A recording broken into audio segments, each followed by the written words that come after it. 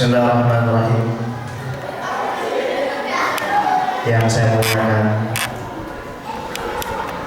para alim ulama, para sepuh, para habaib dan tokoh masyarakat.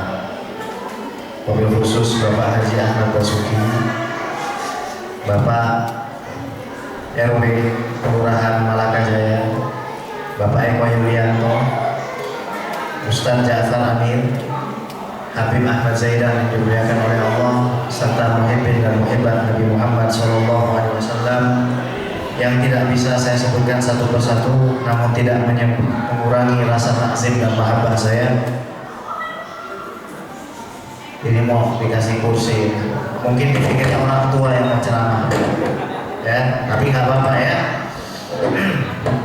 Bismillahirrahmanirrahim. Assalamualaikum warahmatullahi wabarakatuh. Alhamdulillah, wassalatu wassalamu ala sayyidina Rasulillah Sayyidina Muhammad ibn Abdullah wa ala alihi wa sahbihi wa mawalah wa la hawla wa la quwwata illa billah, amma ba'd. Kita hidup di zaman fitnah, di mana Nabi SAW mengatakan orang di akhir zaman ada yang KTP-nya muslim di pagi hari, begitu masuk ke sore hari sudah berubah jadi orang kafir. Sebaliknya, ada orang yang muslim pada sore hari, begitu masuk kepada pagi hari berubah menjadi kafir. Poin pertama ceramah saya malam ini tolong dicatat. Memperingati Isra dan Mi'raj di zaman ini hukumnya wajib, yang nggak memperingatinya dosa. Saya ulangi, memperingati Isra dan Mi'raj, mensyiarkan Al-Isra khususnya, wal Mi'raj, karena dua Isra dan Mi'raj ini peristiwa yang berbeda dan memiliki implikasi hukum yang berbeda, wajib hukumnya di zaman ini. Tahu mana wajib?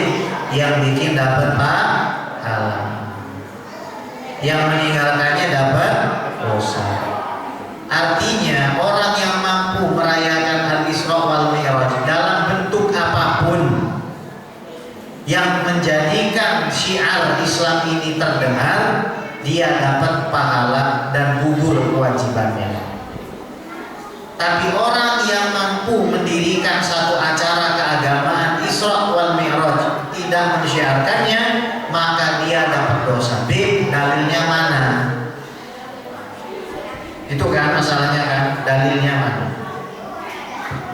Al-Imam Al-Baijuri Burhan, Syekhul Azhar, ketika beliau menulis hasyiah atas syarah Aqaid Nasafiyah yang ditulis oleh Sa'duddin Taftazani yang menjelaskan daripada akidah Imam Nasafi, beliau mengutip satu kalimat yang sangat penting untuk dicatat malam ini.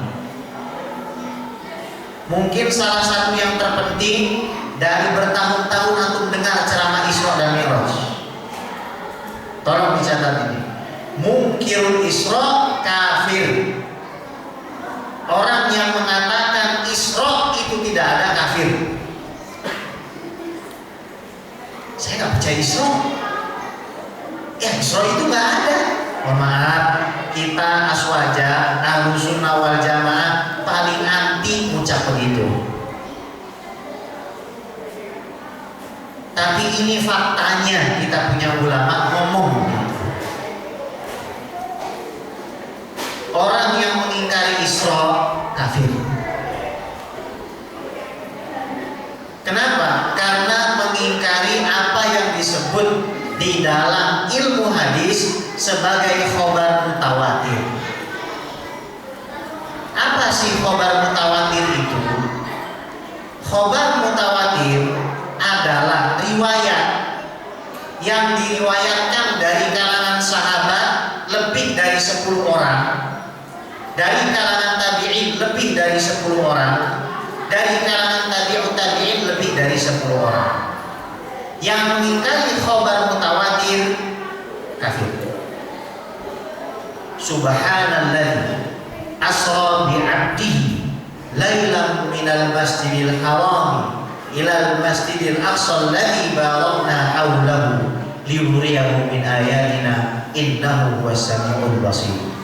Maha suci zat yang telah memperjalankan hambanya dari Masjidil Haram ke Masjidil Aqsa. Ini tidak bisa ditakwil dan ditafsir. Zat yang memperjalankan hambanya itu sudah pasti Nabi Muhammad SAW yang diperjalankan Allah. Masjidil Haram yang Masjidil Haram, Masjidil Aqsa yang Masjidil Aqsa. Tidak bisa lagi ditafsir. Saya heran ya, kalau ada orang itu menyalahkan dan membid'ahkan syiar Isra dan Mi'raj ini.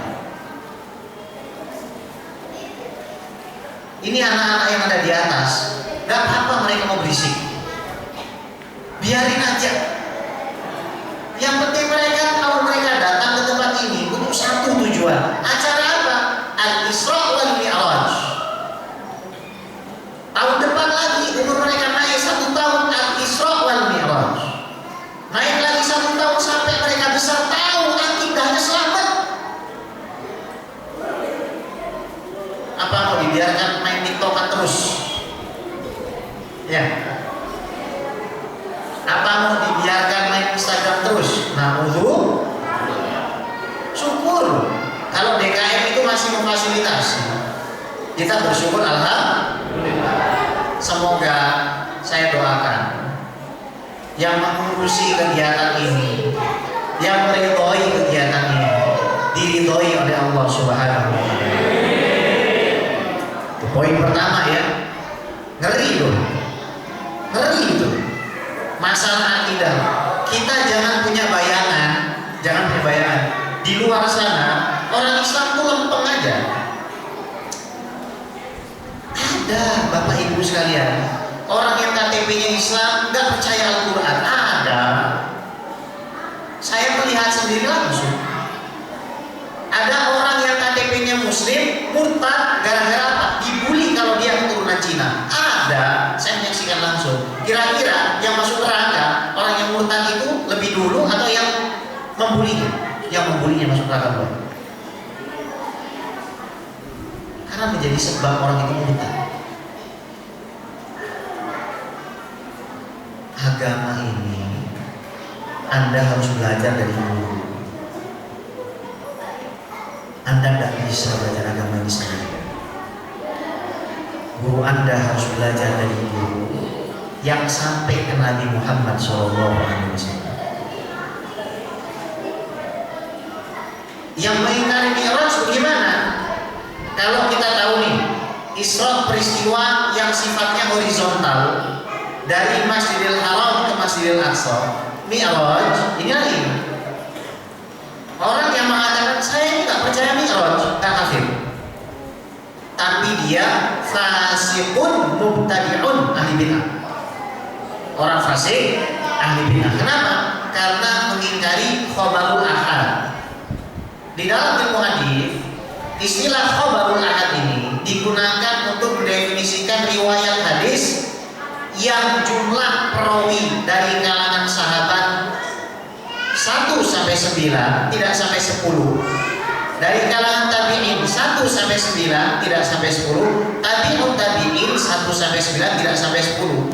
Kalau sahabat 1 orang, tabi'in 1 orang, tabi'in 1 orang, itu namanya hadis gharib. Kalau sahabat 2 orang, tabi'in 2 orang, tabi'in 2 orang, itu namanya hadis aziz. Kalau sahabat 3 orang, tabi'in 3 orang, tabi'ut tabi'in 3 orang, itu namanya hadis masyhur. Sampai 9 hadis masyhur. Yang mengingkari hadis ahad, mengingkari hadis aziz, mengingkari hadis masyhur, tidak dihukumi kafir. Tuh ya. Jadi ilmu agama itu nggak sebatas buka YouTube, dengar. Capek. Ilmu agama ini didapati harus dengan perjuangan. Oke. Sekarang kita bahas motifnya dulu deh. Kita kalau ditanya nih sama orang, masa Allah Subhanahu wa taala memperjalankan Nabi Shallallahu alaihi wasallam dari Masjidil Haram ke Masjidil Aqsa? Pasti jawaban kita apa? Sholat. Betul? Nggak salah. Orang yang agamanya Islam masuk neraka sakor, ditanya sama orang kafir, "Ma salakakum fi saqar?" Qalu lam nakum minal musallin. Ente kan beriman, kenapa masuk neraka? Oh, kami dulu nggak sholat. Ini masjid tolong dipenuhi loh. Paling nggak subuh sama isya itu penuh. Orang yang isyaan di masjid separuh malam sudah dia bangunkan. Orang yang subuhan di masjid jamaah karena Allah ya, dia sudah bangun malam, seluruh malam. Penting itu saya sampaikan. Tapi ada motif lain yang mau saya bahas dan saya telisik. Hubungan Isra dan Mi'raj dengan keluarga. Hubungan Isra dan Mi'raj dengan suami istri, apa hubungannya? Begini, Nabi itu memang manusia yang di atas manusia biasa. Kita tidak memungkiri itu. Tapi Nabi juga diciptakan sebagai manusia, punya rasa sedih dan galau. Antum baca kitab sejarah, maka antum akan dapatkan cobaan terberat yang datang kepada Nabi adalah cobaan keluarga. Kalau kita diuji, kita secara personal saja, kita yang bukan seorang Nabi dan Rasul diuji dari luar mungkin terlihat biasa, tapi coba kalau ujian itu datang dari anak dan istri misalnya, berat. Nabi SAW pada tahun 10 kenabian kehilangan dua orang yang sangat sentral dan penting di dalam hidup pribadi dan dakwahnya. Yang pertama adalah Abu Thalib, yang kedua Siti Khadijatul Kubra bintu Khuwailid.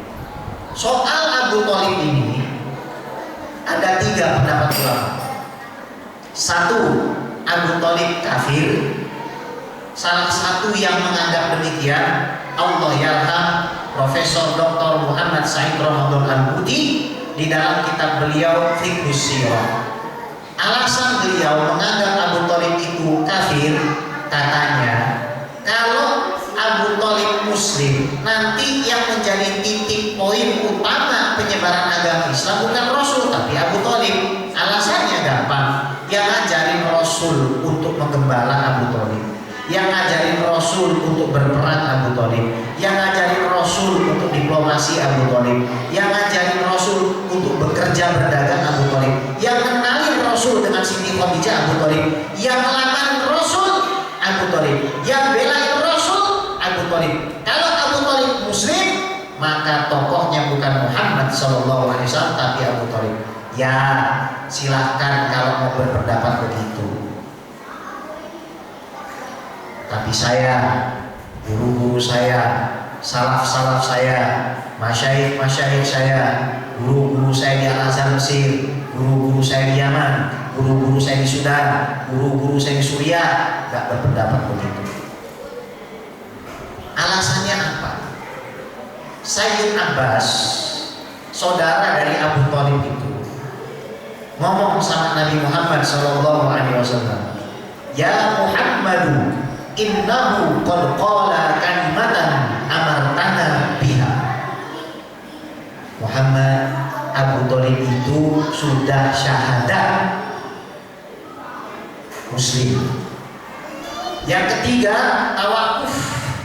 Saya tidak mau mengatakan Muslim, saya tidak mau mengatakan kafir. Antum mau pilih yang mana terserah.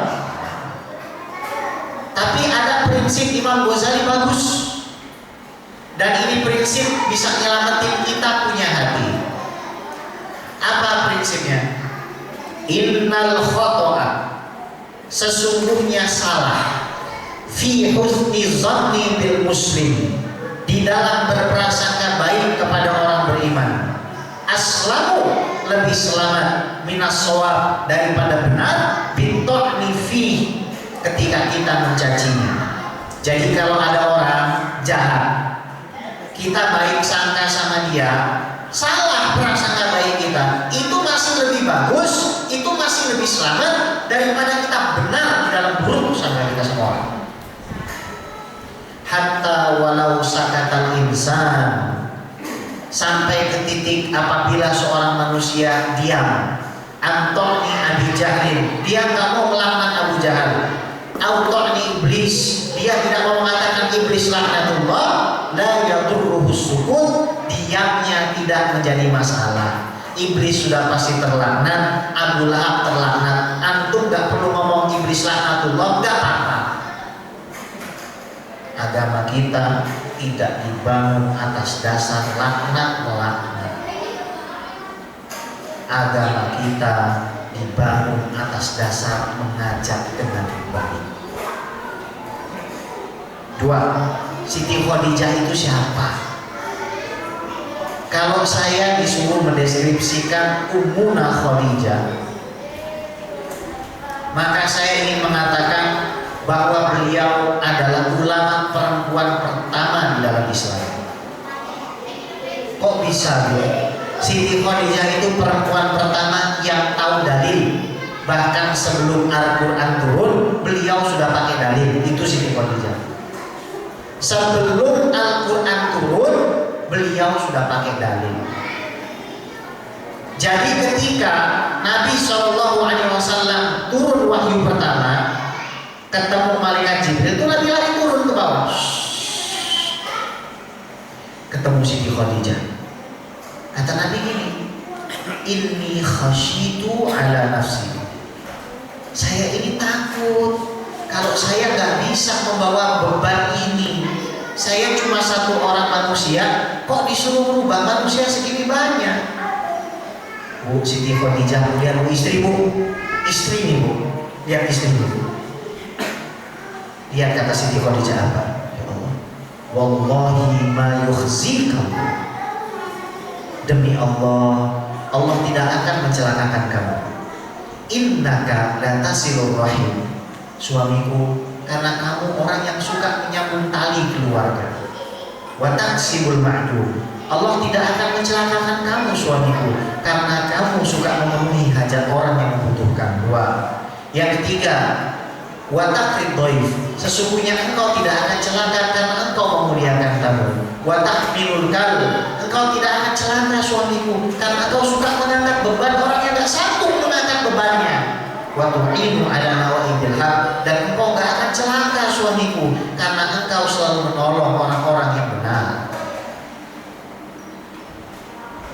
Istri itu bu, istri itu seperti itu. Bu, kenapa Nabi tidak pernah mempoligami Siti Khadijah? Saya nggak mau bicara asbabun nuzul, nggak mau bicara ayat, tapi sebab psikologis. Ibu, tahu nggak bu, Siti Khadijah itu gimana bu? Ibu tak kasih tahu bu ya. Nabi haus. Nabi tidak perlu bicara, saya haus. Air minum sudah ada di depannya. Nabi lapar. Nabi tidak pernah mengatakan, seumur hidup sama Siti Khadijah, Nabi tidak pernah mengatakan saya lapar. Tapi makanan selalu ada di hadapannya. Nabi ngantuk, Nabi capek, Nabi tak pernah ngomong. Siti Khadijah langsung memeluknya. Saya mau tanya sama bapak-bapak, Pak, bagaimana perasaan Anda ditinggal oleh seseorang yang seumur hidup Anda tidak pernah berbicara, menuntut apapun sesuatu yang Anda minta, karena semuanya sudah ada di hadapan Anda sebelum Anda meminta. Anda ditinggalin orang seperti itu, perasaan Anda seperti apa?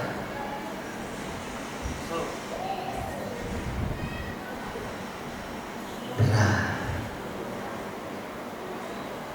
Coba bayangkan dulu itu posisi Nabi Muhammad. Jangan bicara sholat kejauhan itu.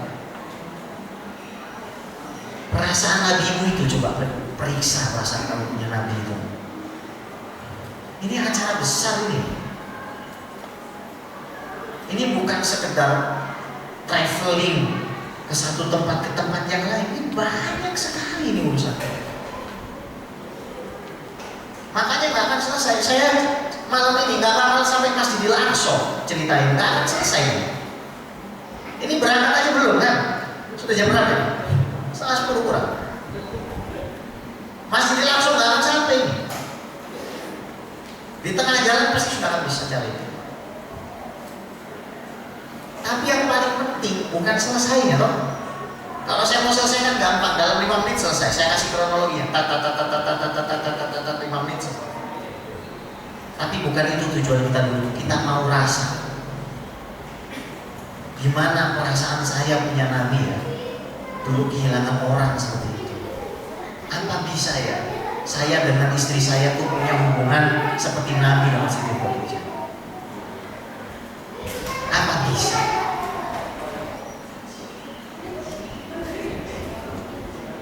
Akhirnya kita harus bicara soal cinta. Ini berat nih. Jomblo mesti senang nih. Apalagi ya udah nikah tapi masih merasa jomblo. Ini kan. Ya.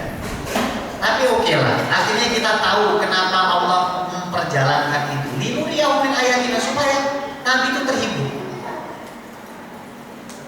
Posisi Nabi di mana malam itu? Ada 2 riwayat. 1 di kamar, 2 di Hijri Ismail. Itu posisinya. Oke lah, kita ambil kronologi yang di Hijri Ismail. Nabi dijemput oleh 3 malaikat, Jibril, Mikail, Israfil. Kalau kita mentok-mentok yang nyebut Israel. Itu bedanya kita sama Nabi. Nabi itu teman nongkrongnya malaikat Jibril. Sama kayak anak hadroh. Antum main hadroh kayak gini. Jangan takut kalau ada yang bilang gak ada dalil. Gak usah takut. Ajari dalil. Hadis sahih. Riwayat An-Nasa'i, Tirmizi, Ibnu Majah, Abu Dawud. Marra Umar bin Khattab. Umar bin Khattab jalan. Ala Hasan bin Sabit. Di depan Hasan bin Sabit. Wa huwa yunshidu fil masjid. Dan dia bernasyid di masjid. Kayak itu bernasyid di masjid. Memuji Rasul di masjid. Falaha wa ilaihi. Maka diperingatkan itu, Hasan, kenapa kamu kok malah bersenandung di masjid? Tahu jawab Hasan bin Sabit, ya Umar, laqad ansyadtu wa fihi man huwa khairun minka. Wahai Umar, sesungguhnya aku bernasyid dulu sebelum kamu di hadapan orang yang lebih baik dari kamu, yaitu siapa? Sayyiduna Muhammad sallallahu alaihi wasallam. Nengok itu Hasan bin Sabit ke sahabatnya Abu Hurairah. Ya Abu Hurairah, amma sami'ta Rasulullah sallallahu alaihi wasallam yaqul, ajib anni, Allahumma ayyidhu bi ruhil qudus. Qala Allahumma na'am. Abu Hurairah, antum dulu hadir kan waktu saya begini di masjid ada Rasul?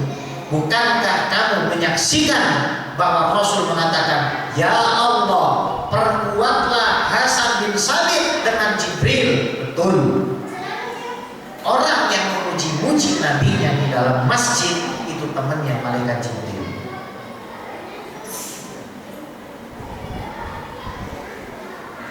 Haji, Nabi dibawa ke arah sumur Zamzam. Di mana sumur Zamzam? 10 meter dari Hajar Aswad. Itu sumur Zamzam pertama ada di situ. Dibedah dada Nabi. Ini unik. Kenapa satu Mekah? Mekah itu kota metropolitan. Abraham mau menghancurkan Ka'bah itu karena Mekah itu metropolis meskipun di tengah gurun. Orang nggak berhenti datang ke situ. Abraham bikin Baitul Qulais disepuh pakai emas. Nggak ada orang datang. Tapi kenapa serame-ramenya Ka'bah nggak ada yang sadar kalau Rasul dijemput sama malaikat? Kemungkinan cuma 2. Itu satu Mekah dibikin tidur. Yang kedua, atau satu Mekah matanya itu ditutup, nggak bisa melihat. Poin kedua, masalah pembedahan Nabi. Orang-orang yang punya tendensi atau kecenderungan liberalisme, Maka dia akan mengatakan pembedahan itu tidak terjadi. Yang ada adalah pembedahan secara maknawi, pembersihan secara maknawi. Enggak gitu. Nabi dibedah 4 kali. 1. Umur 4 tahun. 2. Umur 10 tahun. 3. Umur 40 tahun. 4. Umur 50 tahun. Itu dibedah. Pembedahan itu realistis sebagai bentuk mukjizat. Di zaman belum ada anestesi yang disuntikkan supaya orang itu tidak sakit ketika dioperasi, Nabi dioperasi dan masih hidup. Saksinya seorang anak kecil yang melihat Nabi bersimbah darah ketika dibedah oleh malaikat Jibril pada saat umur 4 tahun. Ya memang kalau kita lihat ada orang cuci darah, apakah lantas kelakuannya benar? Enggak juga. Kalau organ tubuh kita dikeluarkan terus dibersihkan, dicuci gitu, apakah jadi benar gitu? Enggak juga. Pertanyaan selanjutnya, apakah Nabi itu kotor? Enggak. Ini ibaratnya kita punya gelas enggak pernah dipakai, setiap detik kita cuci. Semakin bersih, semakin indah. Ditutup dadanya Nabi. Kemudian diajak ke satu kendaraan yang namanya buraq. Buraq itu setinggi bagol. Bagol itu hybrid kawin antara kuda yang mana sih?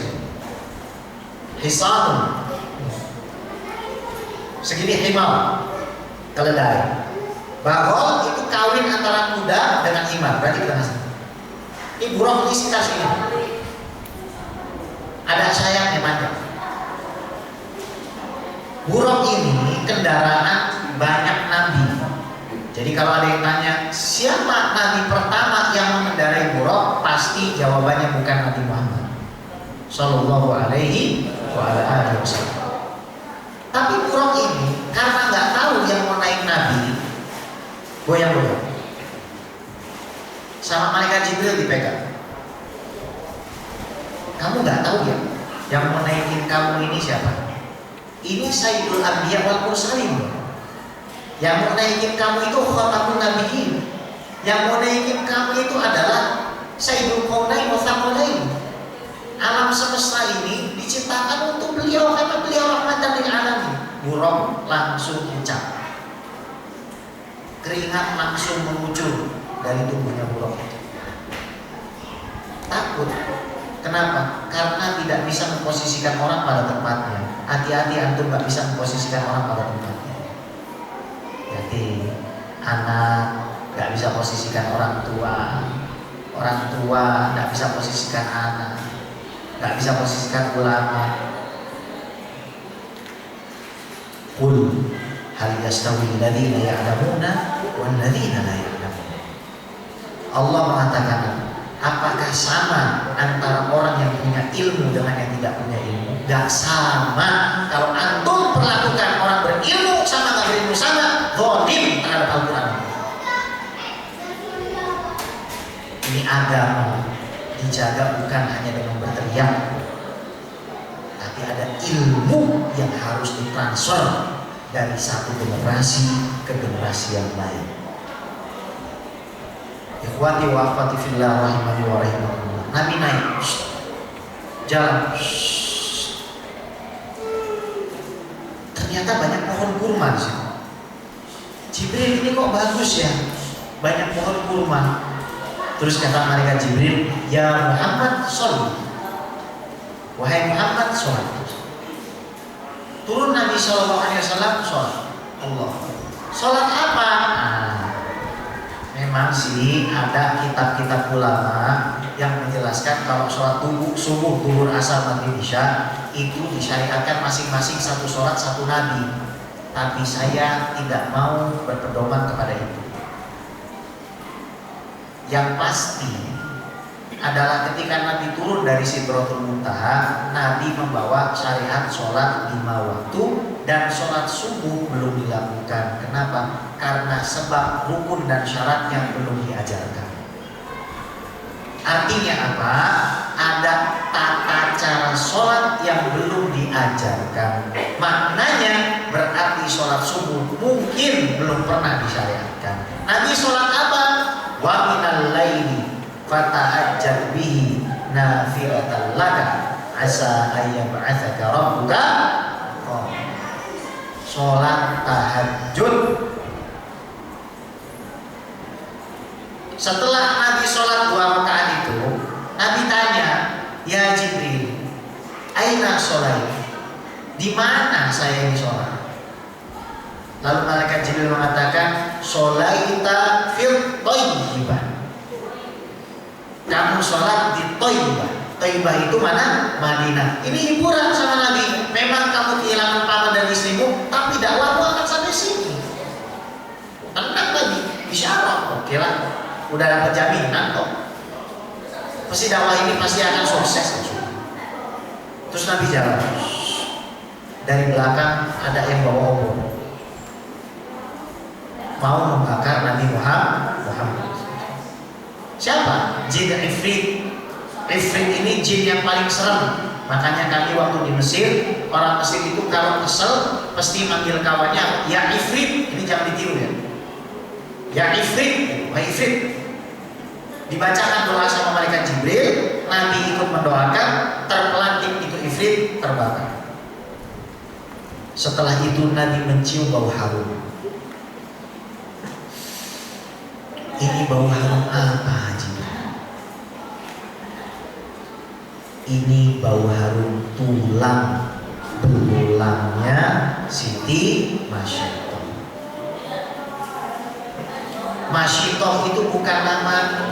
Masyitoh itu bahasa Arab, artinya tukang sisir. Fir'aun gak bisa bahasa Arab, karena Fir'aun itu orang Koptik, dan tukang sisirnya kemungkinan Ibrani atau Yahudi, bukan Arab. Jadi Masyitoh adalah tukang sisir.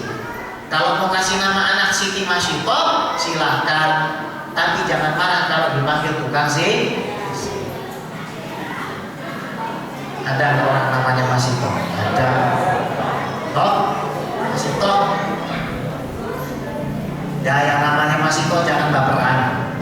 Bilang aja, saya tabarukan dengan seorang wali yang hidup di zaman Fir'aun. Ini Masyitoh bu, lagi nyisir. Sisirnya jatuh. Biasa orang jatuh itu latah. Kalau latahnya cuma baca Bismillah, Astagfirullah, mending. Ini latahnya Masyitoh, ini loh kebangetan. Bismillah, halaka Fir'aun. Bismillah, celaka Fir'aun. Lain lagi nyisirin anak Fir'aun. Kita lagi nyisirin anak bos, jatuh, terus kita bilang Bismillah, bapak lu celaka. Gimana tuh kira-kira anaknya? Anaknya nantangin. Ente berani anak nama abah, aduin aja, lihat. Masyitoh bilang apa? Aduin. Bu, ini perempuan bu. Ini perempuan itu. Bilang apa? Aduin. Silahkan. Gak punya takut bu perempuan bu. Mungkin sebagian di antara kita nggak mungkin berani. Kebanyakan yang bahkan saya pun takut. Aduin. Setelah itu dipanggil Fir'aun.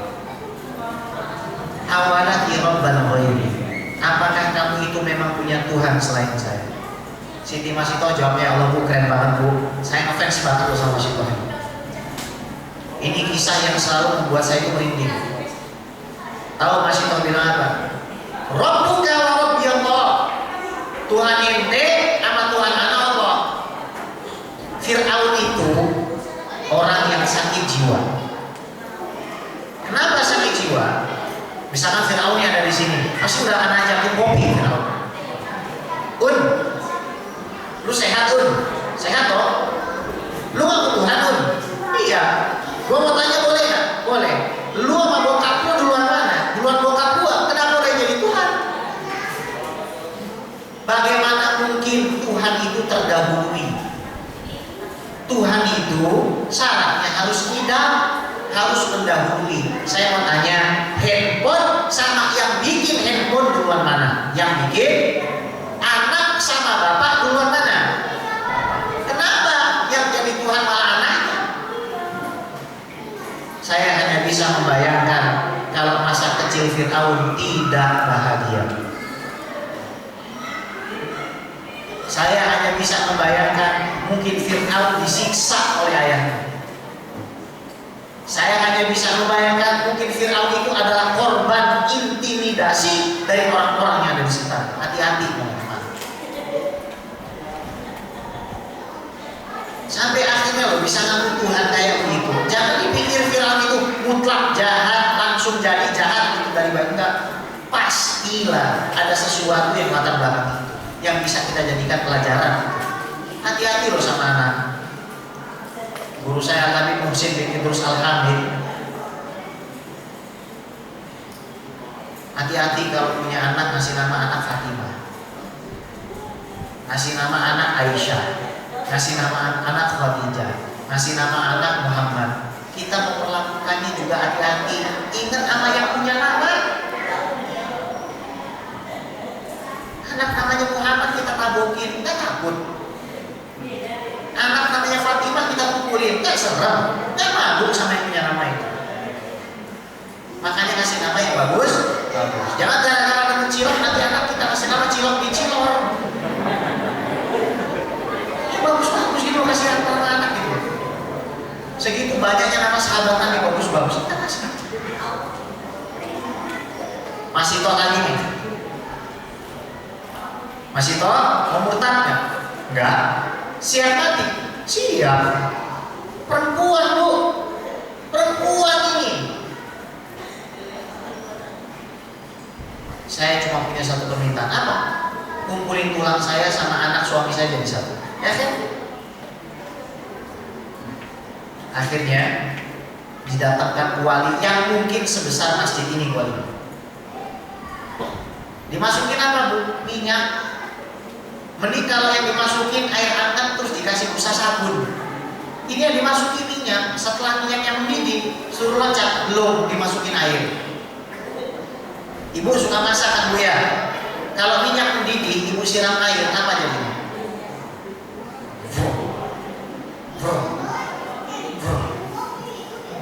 Suaminya loncat, anaknya yang suruh loncat. Ini masih tonggo. Lagi nimang anak umur 2 tahun, belum sampai 2 tahun masih disapi. Sekarang gini loh, coba kita gendong anak, disuruh loncat ke tempat ibu. Kalau kita loncat-loncat aja, ini anak ragu Siti Masito. Mungkin sempat terdetik penyesalan. Kenapa nggak ngambil keringanan saja, pura-pura kafir? Sah saja. Kenapa harus mengorbankan anak bayi ini? Fa'antaqallah bisana hadzal tifl. Maka Allah jadikan bayi ini ngomong. Bu, ini kalimat bu, ya Allah bu, ibu pasti pengen anak ibu ngomong begini.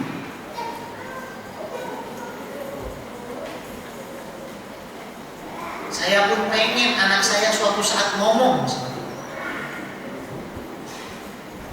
Apa kalimatnya? Ingat ini, ya ummi, wahai ibu, wahai bundaku, la takhafi, jangan kamu takut atas apa yang akan kamu hadapi, wala tahzani, jangan kamu menyesal atas apa yang sudah kamu lalui, fa innaki alal haq, karena kamu berada dalam kebenaran.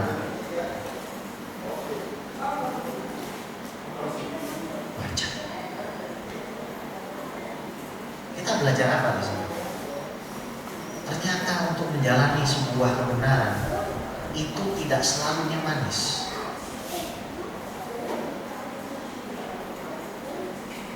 Gimana caranya ya supaya saya itu bisa seperti Siti Masito itu? Jawabannya ada di surat At-Taubah ayat 40. Idz qala li sahibihi la tahzan innallaha ma'ana.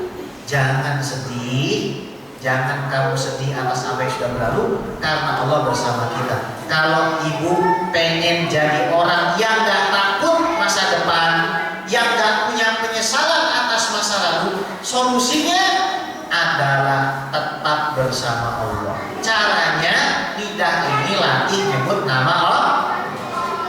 Gini bu, konsep yang diajarkan Rasul, ibu pengen kontrol tangan, pengen kontrol otak, pengen kontrol kaki, pengen kontrol kemaluan,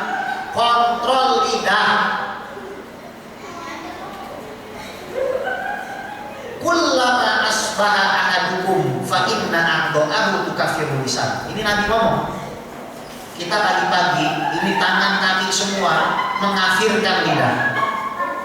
Lidahnya itu dikafirkan. Maksudnya dikafirkan apa? Dikasih peringatan. Ya lisan ittaqillaha fina. Wahai lidah, takutlah kamu kepada Allah atas kami. Fa innama nahnu bika. Karena sesungguhnya kami adalah tergantung kamu. Tolong yang di atas deh. Coba yang ketawa-ketawa. Coba, ayo. Coba nurut sini.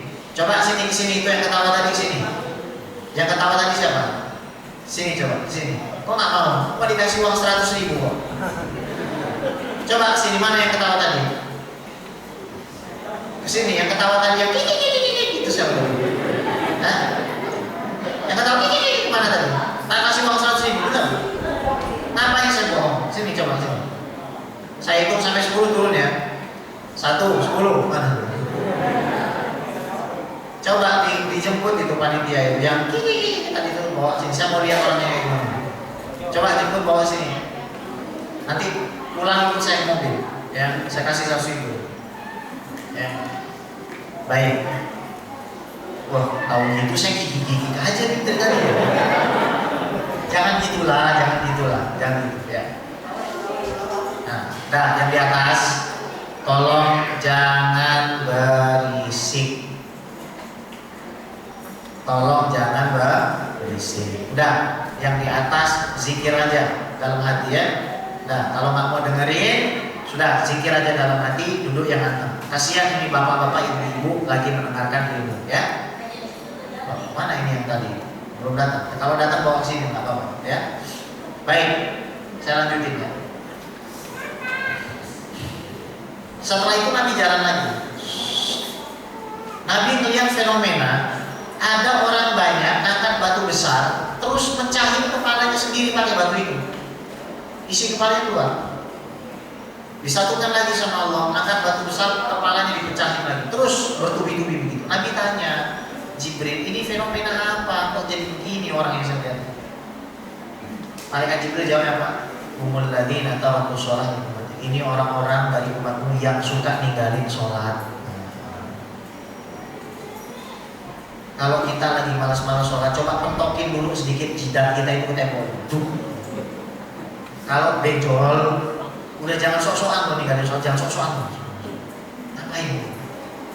Mau apa lagi? Kita punya iman. Sholat, makmuri masjid. Kita datang ke sini, masjid udah bagus kayak gini. Saya di Australia itu di demo 300 orang.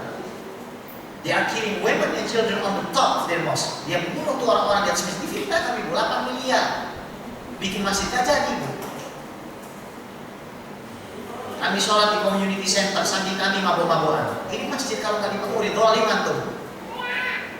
Antum nggak pernah mungkin di antara antum yang rasakan jadi minoritas. Kami ini pernah. Saya waktu jadi imam dan khotib di Islamic Center of Newcastle di Australia. Jam 9 malam saya keluar dari masjid itu, dipanggil sama orang tua 60 lebih, ngajak saya salaman. Tangan saya diremes, sampai sakit tangan saya itu. Terus saya bilang, apa? Saya ini veteran perang dari Israel. Itu intimidasi, kami diintimidasi di sana. Kita jangan nyanyikan masjid. Jangan. Sedih. Rasul sedih, kalau masjid sedih. Enak di sini banyak orang ngaji gitu, baca Quran, baca mudahan, baca maulid, santunan apa, bikin acara PHBI kayak begini. Syukuri loh, nikmat kita jadi mayoritas, kita syukuri. Alhamdulillah. Sholat, itu pesannya. Terus Nabi jalan lagi, lihat orang nyakar-nyakarin tubuhnya, pakai kuku tembaga. Tapi aneh gitu, semakin terkoyak semakin sulit nyakar-nyakar. Nabi itu bingung, ini siapa Jibril? Mereka adalah kaummu yang suka membicarakan keburukan orang lain. Makanya ada istilah GFF, Gibah Friend Forever. Kalau duduk, udah hati-hati tuh mama, di pengajian juga bisa gibah. Loh gimana Beb? Tuh dia tuh yang maskernya loreng-loreng, ih gak matching sama jibah. Oh gitu.